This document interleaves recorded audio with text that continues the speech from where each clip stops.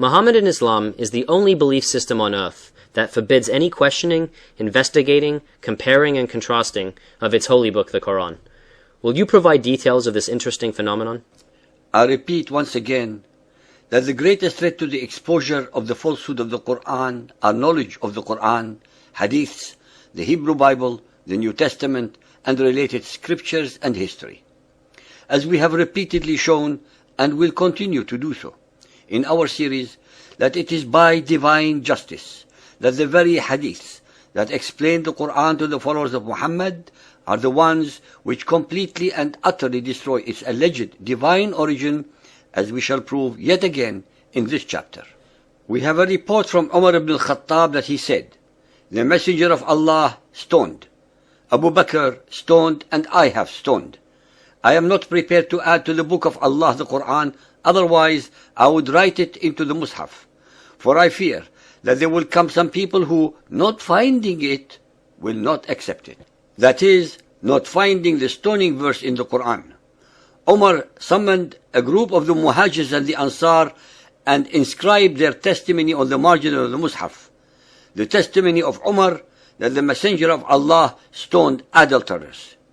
Muhammad bin Abu Bakr, Shamsul Imam Sarakhshi reports, Umar said from the pulpit, and part of what was revealed in the Quran read, "The Shaykh and the Shaykha, when they fornicate, stone them outright."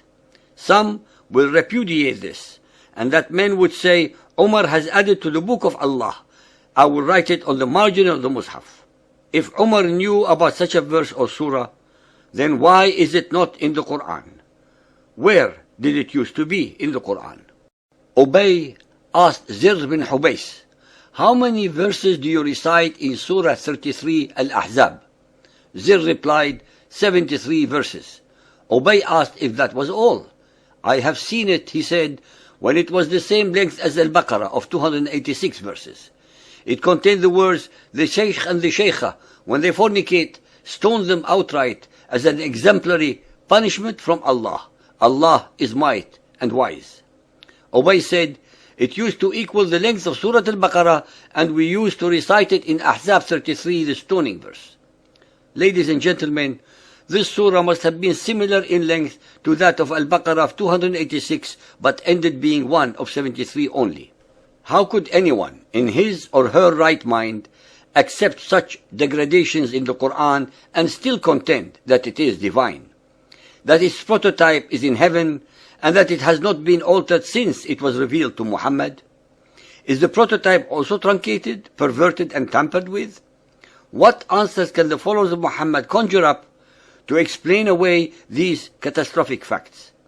Al-Ahzab 33 was identified as the surah originally containing the stoning verse, and in addition to Ubay and Abu Musa, Aisha reports that Ahzab used to be recited in the lifetime of the Prophet as having 200 verses, but when Uthman wrote out the Mus'hafs, all they could find was its present length. Aisha explains how the wording came to be omitted from the Mus'haf. The stoning verse and another verse were revealed and recorded on a sheet, sahifa, which was placed for safekeeping under her bedding. When the Prophet fell ill and the household were preoccupied with nursing him, a domestic animal got in from the yard and gobbled up the sheet. Ibn Abbas said, had Ibn Adam possessed 2 wadis of pelf, he would have desired a third. Only dust will fill the mouth of Ibn Adam, but Allah relents to him who repents. Umar asked, "What is this?" Ibn Abbas replied that Ubay had instructed him to recite it. Umar took Ibn Abbas to confront Ubay. Umar said, "We don't say that." Ubay insisted that the Prophet instructed him. Umar asked him, "Shall I write it into the Mus'haf in that case?" This too is not written in the Quran. Burayd claims to have heard the Prophet recite Ibn Adam at prayer. The ayah was in Surah Yusuf, number 12. Ubay said, "Yes, this was before the copying of the Uthman Mus'hafs, on the basis of which the practice now rests." Zuhri reports, "We have heard that many Quran passages were revealed, but those who had memorized them fell in the battle of Yamama fighting. Those passages had not been written down, and following the deaths of those who knew them were no longer known. Nor had Abu Bakr nor Umar, nor Uthman as yet collected the text of the Quran. Those lost passages were not to be found with anyone after the deaths of those who had memorized them. This was one of the considerations which impelled the Muhammadans to pursue the Quran during the life of Abu Bakr, committing it to sheaths for fear that there should perish in further theaters of war men who bore much of the Quran, which they would take to the grave with them on their fall, and which, with their passing, would not be found with any other. There is no doubt that this verse was removed from the Quran because it alleged that those who died met with Allah, which is contrary to the Muhammadan doctrine that no human can meet face to face with Allah. The extreme Shia, the Rafidis, allege that the impious rulers of Muhammadan Islam had expunged from the Mus'haf some 500 verses, including those which most unambiguously marked out Ali as the appointed successor to the Prophet. The rebels against Uthman, justifying their revolt, enumerated amongst their grievances their resentment at his having expunged the Mus'hafs. All the above are only a small ripple in a tsunami of such abrogations, missing verses, missing surahs, added verses, and interloped surahs that can never be attributed to any omniscient divinity.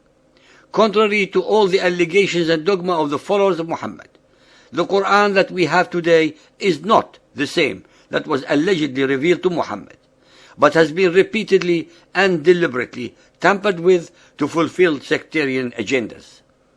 What is extremely relevant to point out is that the ahadith and traditions were written by Muhammad's contemporaries and companions in Arabic, and are the ones that are making these assertions, and not some outsiders or enemies to the faith of Muhammadan Islam.